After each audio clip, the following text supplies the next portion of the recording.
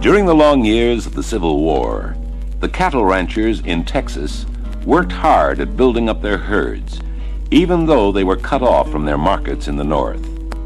As a result, the end of the war found vast herds of longhorn cattle on the open range in Texas, while a growing population in the north and east demanded more beef.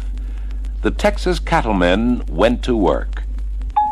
Year after year, they rounded up the steers that were ready and drove them north to the markets, north to the railroad, north to the new grazing lands in Montana and Wyoming. From 1870 to 1890, over 12 million head of longhorn cattle were driven up the trails from Texas. A new era had opened up in the West, and a new kind of worker had entered the scene, the American cowboy. Of the many trails the cowboys rode, probably the most famous of all was the old Chisholm Trail. It got its name from Jesse Chisholm, the half-breed Cherokee Indian who pioneered the trail from San Antonio, Texas, north to the Red River, and across Oklahoma to Abilene, Kansas, where it met the Union Pacific Railroad. The cattle drives up the trail often took months, and the cowboy's life was hard and lonely. But one of the ways he found to pass the long, weary hours was with song. When they stopped to make camp, the cowboys would often sing about their work, their thoughts, their daily experiences. Usually the most talented man in the group, the song leader, would make up verses about something they all knew. And after the leader had sung the verse, the rest of the group would sing the refrain or chorus. Often these refrains would use words or sounds that the cowboys used to call their cattle, like come-a-tie-yi, yippee-yippee-yay, yippee-yay, used in the song The Old Chisholm Trail.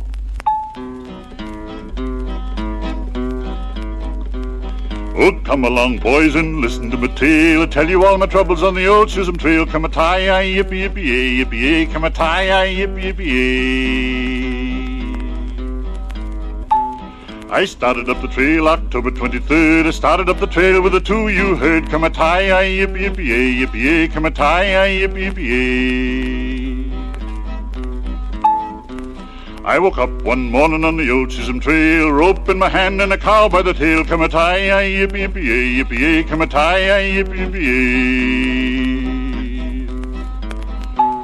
I'm up in the morning afore daylight, and afore I sleep the moon shines bright. Come-a-tie-yi, yippee-yippee-yay, yippee-yay, come-a-tie-yi, yippee-yippee-yay. My horse sold me off at the creek called Mud. My horse sold me off round the two you heard. Come-a-tie-yi, yippee-yippee-yay, yippee-yay, come-a-tie-yi, yippee-yippee-yay. Last time I saw him, he was going across the level, a-kicking up his heels and a-running like the devil. Come-a-tie-yi, yippee-yippee-yay, yippee-yay, come-a-tie-yi, yippee-yippee-yay.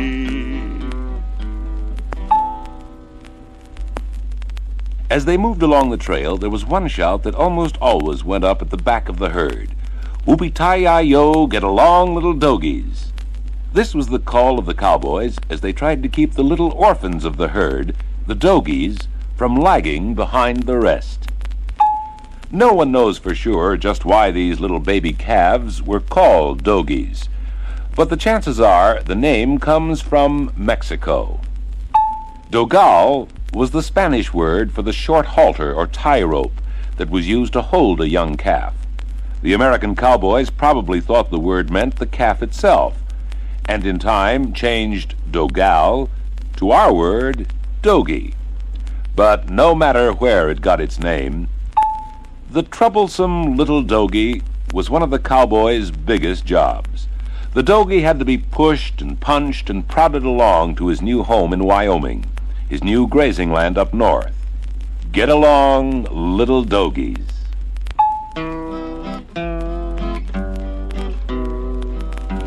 As I was a-walking one morning for pleasure, I spied a cowpuncher a-riding along. His hat was throwed back, and his spurs they were a-jingling, and as he approached me, he was singing this song. Whoopie-tie-I-O, get along, little doggies, it's your misfortune and none of my own. Whoopie-tie-I-O, get along, little doggies, for you know that Wyoming will be your new home. It's whooping and yelling and driving the doggies, oh how I wish you would go on. It's whooping and punching and go on, little doggies, for you know that Wyoming will be your new home. Whoopie-tie-I-O, get along, little doggies, it's your misfortune and none of my own. Whoopie-tie-I-O, get along, little doggies, for you know that Wyoming will be your new home. Some of the boys go up the trail for pleasure, but that's where they get it most awfully wrong. For you haven't any idea the trouble they give us when we go a-driving them doggies along. Whoopie-toe, get along, little doggies, it's your misfortune and none of my own. Whoopie-tie-I-O, get along, for you know that Wyoming will be your new home. But the cowboys' job did not end when the day was over. Even at night, there was work to do. The herd had to be kept together. The Texas Longhorns were nervous animals, and any sudden noise or movement might cause a dangerous stampede. So, to keep the cattle quiet, the cowboys took turns riding slowly round and round the herd, night herding under a full moon and low-lying Ghost Rider clouds. And as the cowboys rode, they often sang. And so long as the cattle could hear a familiar voice, they rested easy. They had no fear of the howl of the coyote, the scream of a mountain lion, a gust of wind, or a flash of heat lightning. Tired, hard-working animals and tired, hard-working men were both lulled to sleep with the lonely, peaceful night herding song.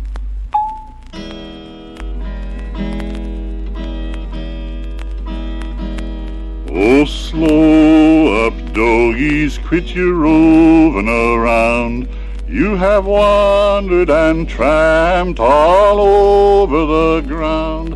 Oh, graze along, doggies, and feed kinda slow, and don't forever be on the go. Oh, move slow, doggies, move slow. I have circle-herded, trail-herded, night-herded too, but to keep you together, that's what I can't do. My horse is leg-weary and I'm awful tired, but if you get away, I'm sure to get fired. Bunch up, little doggies, bunch up.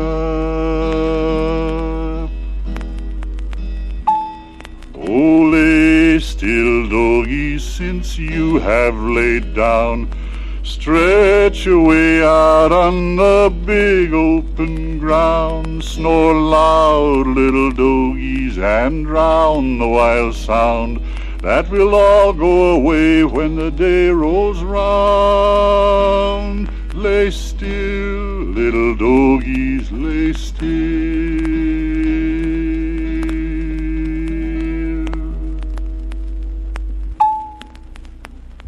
At the end of the long trail were the northern frontier towns like Abilene and Dodge City.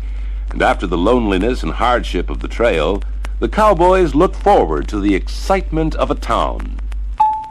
Once the cattle were safe in their pens, the cowboys were free.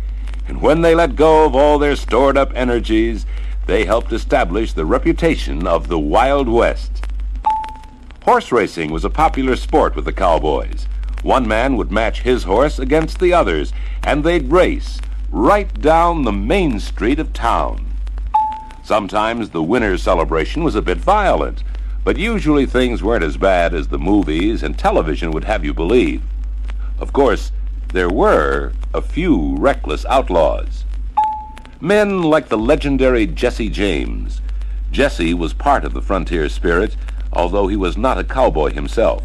He and his brother Frank led a band of outlaws who staged many daring train and bank robberies.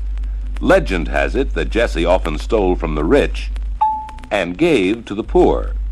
But whether these stories as a sort of American Robin Hood, Jesse robbed and plundered, but toward the end of his life, he stopped being an outlaw.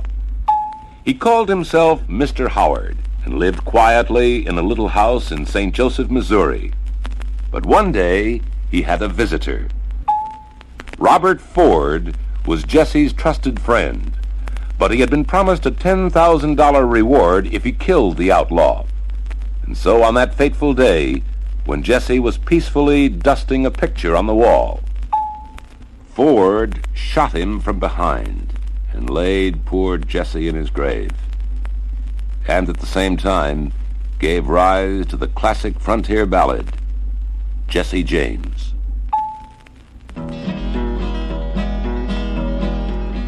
Jesse James was a lad who killed many a man. He robbed the Glendale train.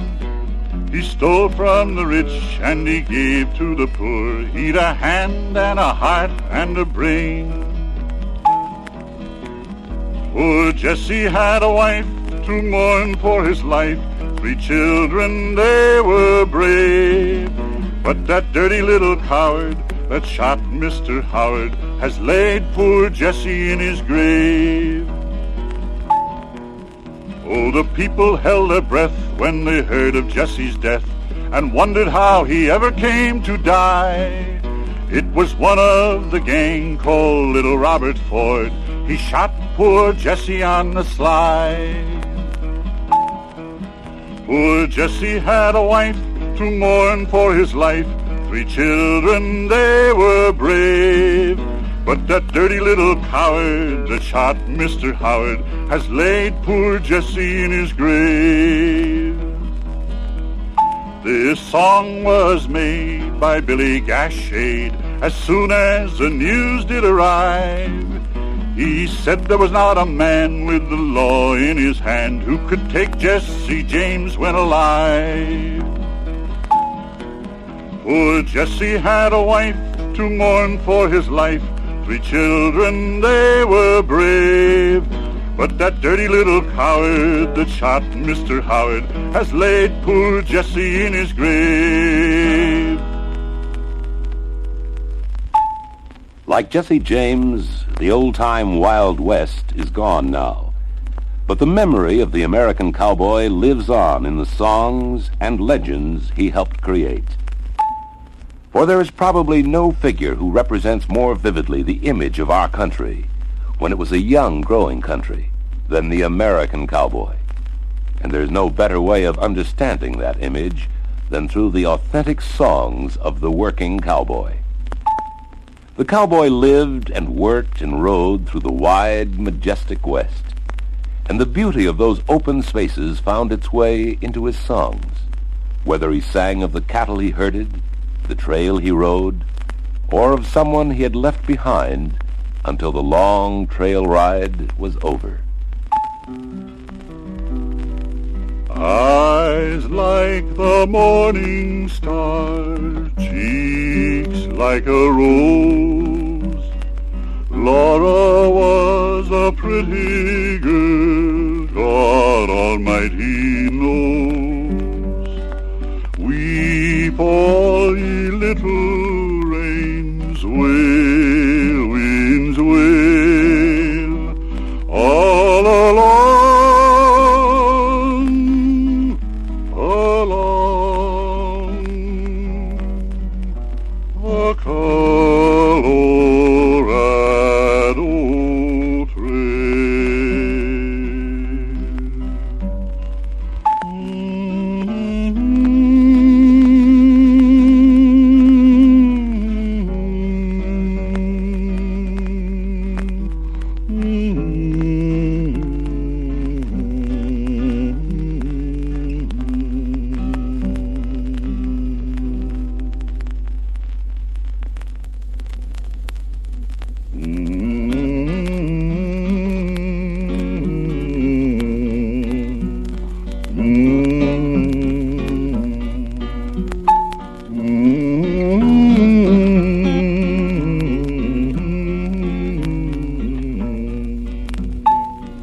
Wherever men have labored with their hands, music has been born.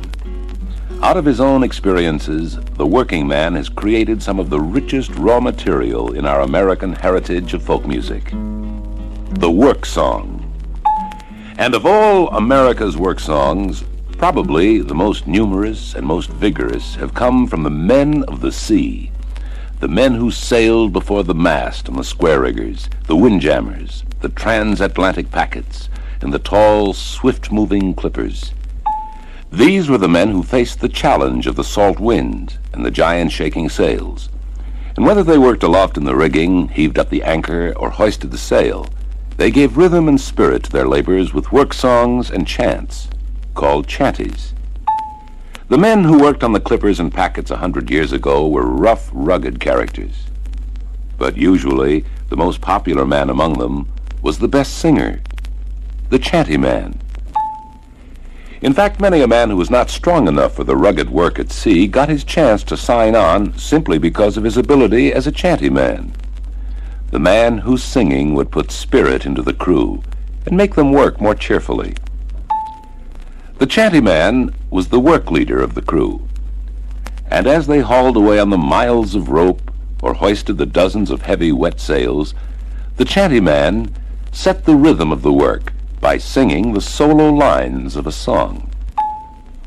And his mates would then sing out the chorus, pulling the heavy rope taut on the last word, which was often more grunted than sung.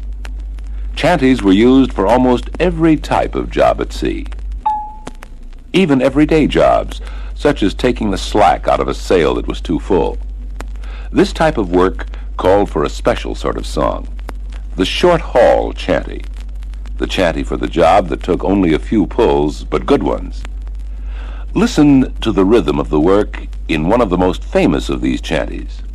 Haul Away Joe. Oh, haul away the bowline, the packet ships are rolling.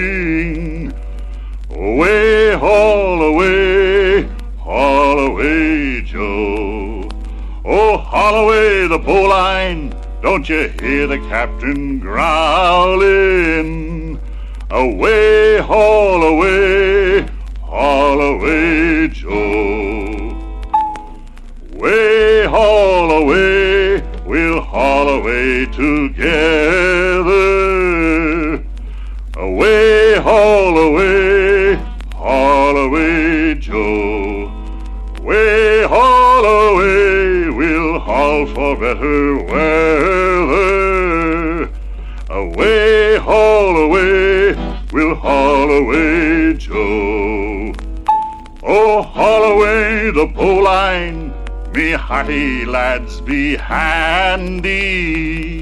Away, haul away Joe.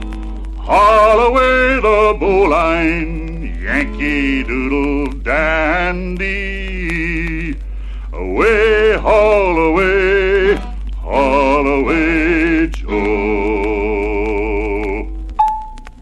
In the early years of the 19th century, transatlantic sailings were irregular and undependable.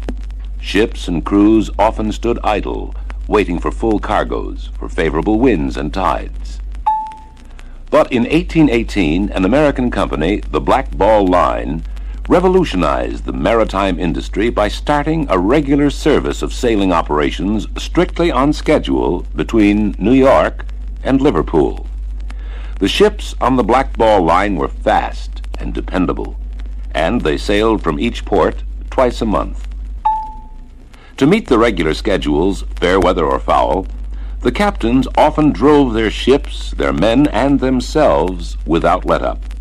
For 30 years, the Yankee packets ruled the deep-water shipping trade, and a host of American chanties rang out over the seas. One of the most popular of these chanties is a song we still sing today, Blow the Man Down. Blow the Man Down is not a short-haul chanty like Haul-Away Joe. It belongs to another class called the halyard chanties. Halyards were the stout ropes by which the yards, the frames to which the sails were attached, were hoisted. Halyard chanties were used for good-sized pulling jobs, jobs that were too heavy and prolonged for a short-haul chanty. To alert the men for the downhaul, the chanty man held up one hand and let out a fierce yell. The men came taut on the rope.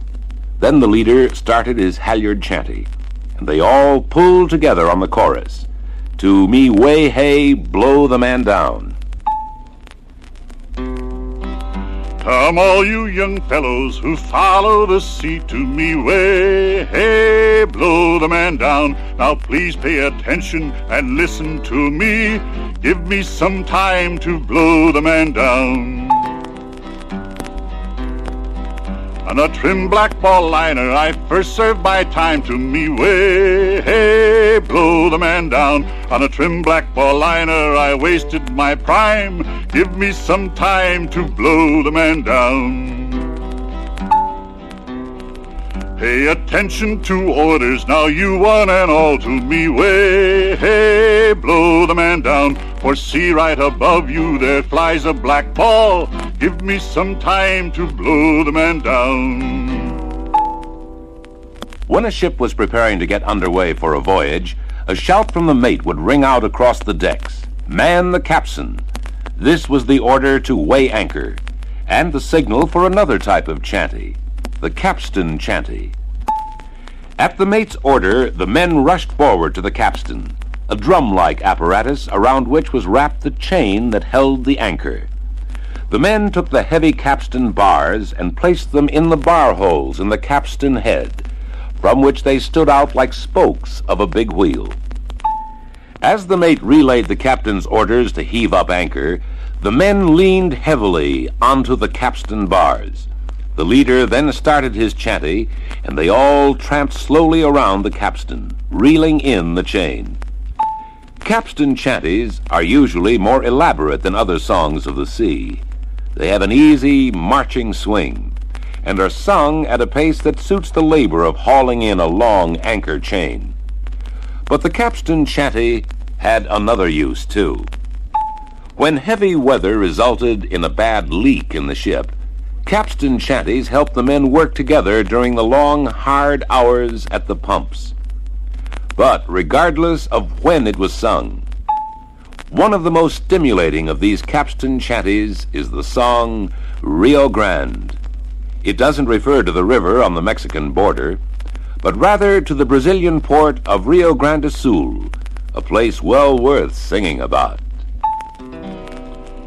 Oh, say were you ever in Rio Grande? Away, you Rio. It's there that the river flows down golden sand, and we're bound for the Rio Grande. Away, boys, away, away, you Rio. So fare you well, my bonny young girl, and we're bound for the Rio Grande. Oh, it's pack up your sea chest and get underway.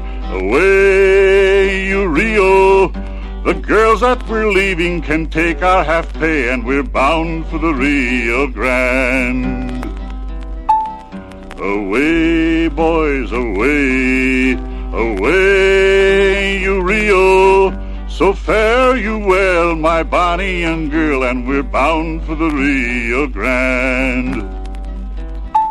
Oh, the anchor is weighed and the sails they are set. Away, you Rio. The maidens we're leaving we'll never forget, and we're bound for the Rio Grande. Away, boys, away, away, you Rio. So fare you well, my bonny young girl, and we're bound for the Rio Grande. But of all the capstan chanties, in fact of all the songs of the sea, probably the most beautiful is the song Shenandoah. It was used as a work song and also for the pure pleasure of singing. Shenandoah is an old song, and no one is sure just where it got its name. Shenandoah may have taken its name from the historic Shenandoah Valley. It may have been the name of an Indian chief, or it may have been the name of an old ship. But wherever it got its name, Shenandoah probably began as a voyager song. We know it was sung by pioneer traders on their canoe trips through Indian country on the river. In one of the early versions of the song, Shenandoah refers to an Indian chief who had a lovely daughter. In this version, a white trader crosses the Missouri River to the Indian camp and elopes with the beautiful maiden. In later years, Shenandoah became a popular capstan shanty, and then still later a favorite song of the United States cavalrymen, who changed its name to the Wide Missouri. In each case, the words and meaning of the song changed slightly, according to the singer's experiences and the story to be told. There are few songs of the sea which can be sung with more personal feeling than Shenandoah. It is generally sung with a very free rhythm and does not follow a strict tempo. And although the sailor cannot claim it exclusively, it was probably the most beautiful of all his songs. Oh, Shenandoah, I love your daughter. Away, you rolling river. For her I've crossed the rolling water. Away, we're bound away across the wide Missouri. The white man loved an Indian maiden. Away, you rolling river. With notions his canoe was laden. Away, we're bound away across the wide Missouri.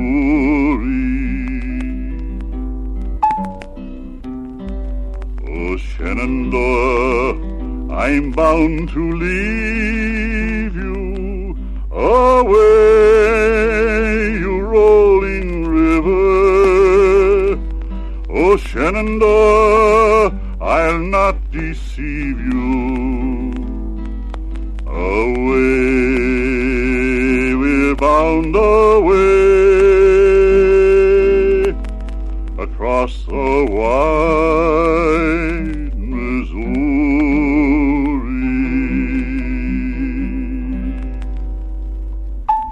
For 30 years, the American windjammer ruled the seas.